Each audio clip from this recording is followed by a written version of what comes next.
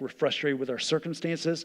Maybe we're frustrated with who we married, or maybe who we didn't marry, or maybe our job or our income level. Whatever it is, we're frustrated at something, and we say, if I had this, or if I had that, then everything would be okay. Then I'd be happy. And can I just warn you, that is a lie from the pit of hell that will ultimately lead to compromise. It will ultimately lead to shortcuts in your life. The Apostle Paul once said this way: the secret of being joyful or being happy in this world is by learning the secret of being content. Content. It's the belief that at this very moment, think about this, at this very moment, God has you right where he wants you, even if it's not where you want to be. God has you right where he wants you and will get you to ultimately where he wants you to go without shortcuts.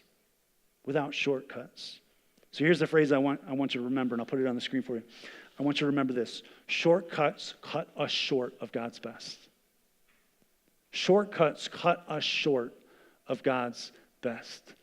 C.S. Lewis, a famous author, you probably know who he is, a lot of you have read him, but I think it was in Mere Christianity, he had this great illustration of first things and second things.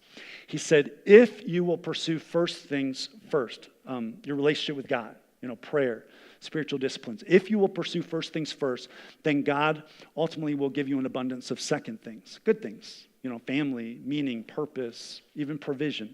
God will take care of the second things if you keep first things first. But if you put second things first, then not only will you forfeit first things, your relationship with God, but you'll also forfeit those second things, or at least your ability to enjoy those second things on this side of eternity.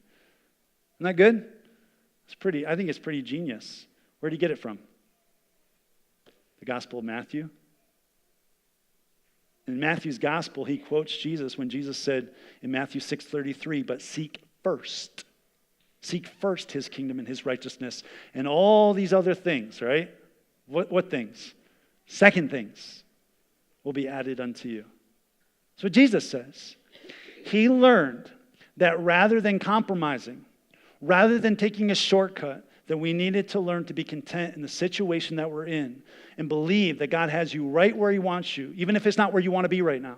He has you right where he wants you and will get you to the place he wants you to go without compromise, without shortcuts, if you remain faithful in him.